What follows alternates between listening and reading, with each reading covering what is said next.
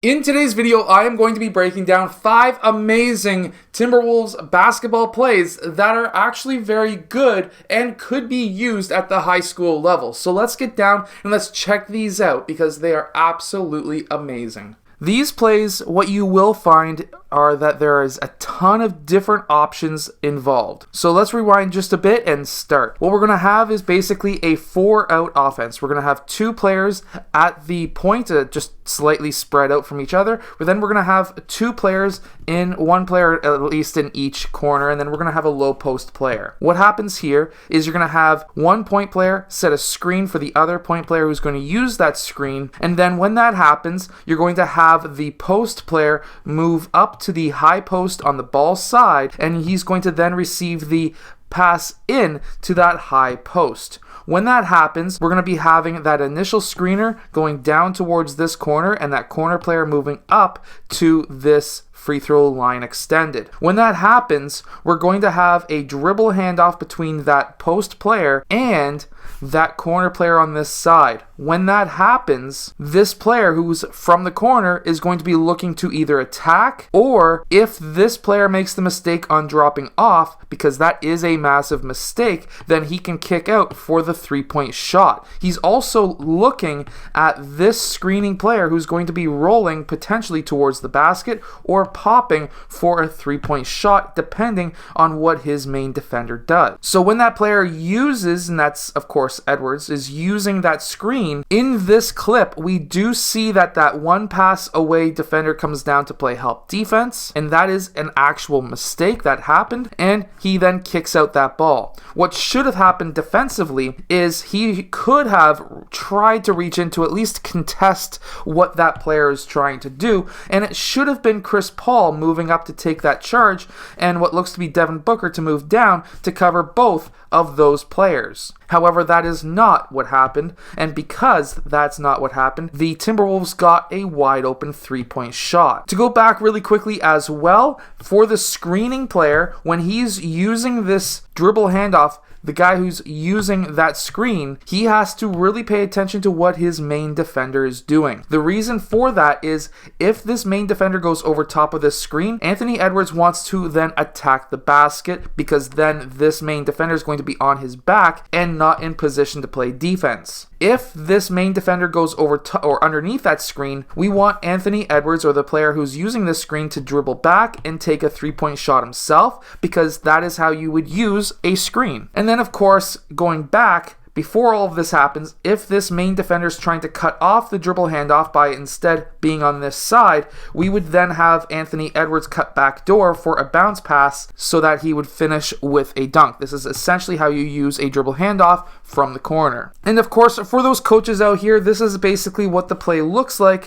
when you're drawing it up. You'll have player 1 using the screen and player 5 then of course showing to that high post. When this happens, we're going to have then player 4 move up and player 2 move down. Of course, you always want to have great off-ball movement. That's going to really mess up, of course, the defense. You're going to have that pass into player 5, and then you're going to have player 1 move over towards the point. At this time, we're going to have 1 or 2 dribbles out towards this side, and player 1 is going to be using this screen. And of course, ideally, you would have player 3 going over top of the screen. Coming off, attacking the basket, there are a few different options. So, number 1, player 3 could finish at the rim, or he could pass to player 5. Other option, if player 1 red comes down, kick out pass, which is what we've seen in the video, or if we see the mistake, or not necessarily mistake, I shouldn't say that, but if we see player 2 come out to play and take that charge, then we should have the kick out pass to player 2. Now, if player 4 red comes down, we would want that kick out pass to player 4 instead, because then what would happen is that kick out pass would draw player 4 red up,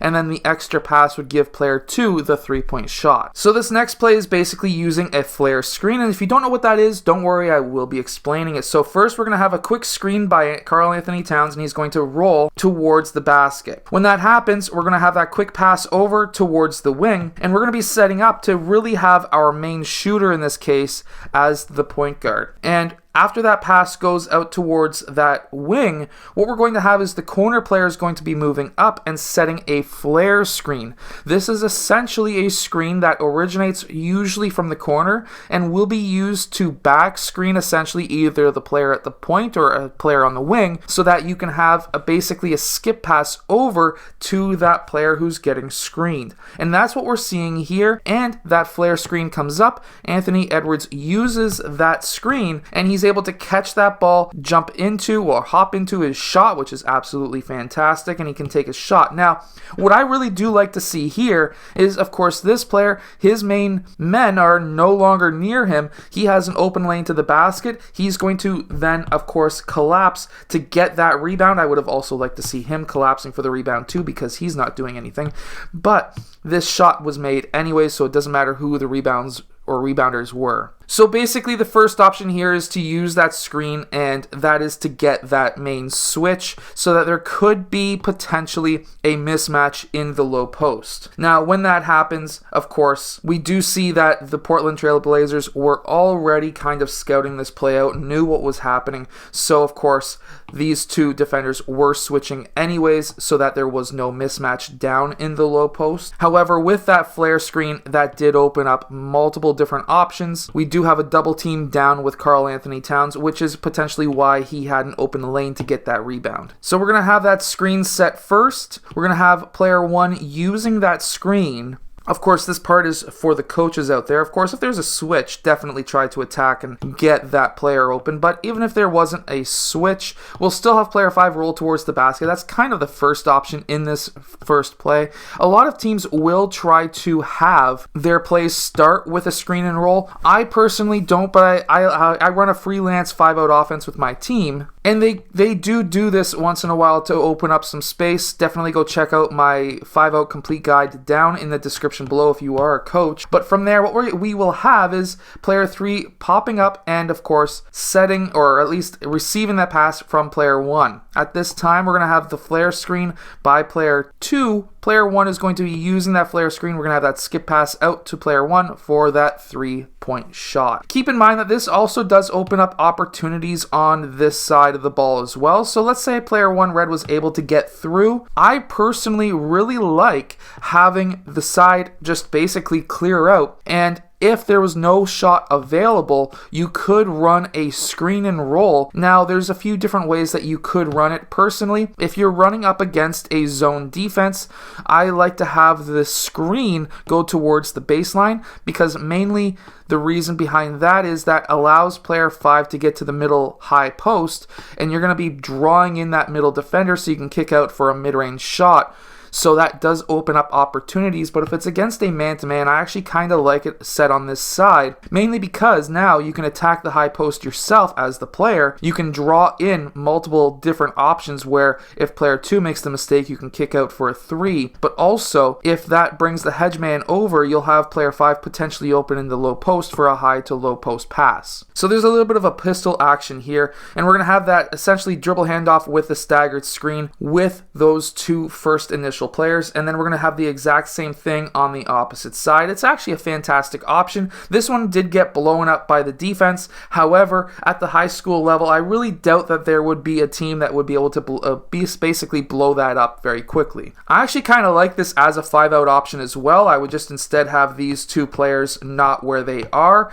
However, you could actually do this in the 5-out offense too, where essentially you have the dribble handoff for the corner man. Corner man gets that dribble handoff, and then you have the secondary screener, which in my opinion I would call that a staggered screen dribble handoff, but everyone's terminology is different. We have to remember that as coaches and as players. So coming off of that secondary screen, here they actually have a man in this play that pops up, and that's why they're not running it as a 5-out. Their action is to have the high post pass, and that's to get that ball into the high post and then set the exact same idea as a screen with a dribble handoff here. And when that happens, that dribble handoff player is the one who rolls towards the basket. And personally, I know I'm not an NBA coach, but at the high school level, I would personally have the first player roll, second player pop, and then, of course, Anthony Edwards attacking the high post to try to get it to that rolling player, that initial roll. But again, this is NBA level. This is not high school level. And from there, Anthony Edwards is able to then take his time and break down his man. Anthony Edwards is one heck of an amazing player, and we see that. However, he did miss. You could even set this up with the two big men on the opposite side of the ball, so that's what we're going to do here, but you don't necessarily have to. So what we're going to have is basically a dribble handoff here. Player 3 is going to get that ball from player 1, and then he's going to be using the staggered screen for, of course, either trying to get himself an open shot, and initially this is what you could have. You could have this man rolling towards the basket. I personally, on a staggered, I like the first man rolling, but if he's a point guard, he's not going to be, of course, very big down there. So we could even have, if player 2 is a bit bigger, him rolling. It really comes down to your team too. Now, if this isn't going to work for your team, here they actually instead, in this play, had player 5 move up instead, and then they had player 3 set that screen for player 4 and player 5 do the dribble handoff, in which case now we're having player 4 coming off of the staggered and the dribble handoff. He'd be attacking. This is why I personally prefer the first player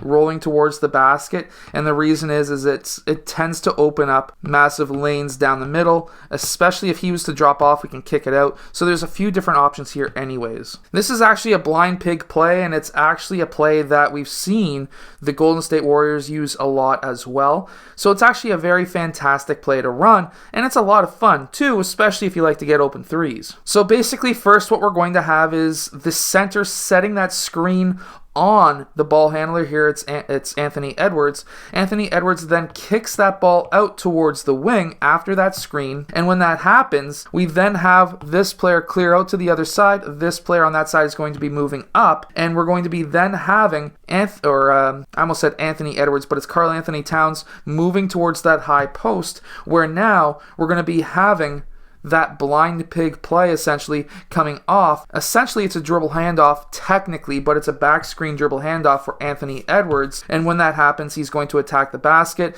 If there is a man who drops off, then at that time we kick that ball out. Remember, good ball movement is key, and that will allow us to be able to get open threes. So to basically simplify this play, what we're going to have after that pass over towards this side is player 5 is going to be going to the high post, player 3 is going to be moving up, player 4 is going to be clearing out. When that happens, we're going to be then trying to get that ball into that high post. When we get that ball into the high post, we're going to have player 1 kind of move out towards this side, try to bring his defender over here, and then he's going to be then using that screen. And we want player 2, again, after he makes that pass to the high post, we want him to go down into this corner, because that's going to allow his man to drop off so that player 1 can kick that ball back out for a 3-point shot. Now, if that was not to happen and it was player 4 who moved in, that's when you would want to kick it out for a 3, and if they had good defensive rotations, then there would be an extra pass.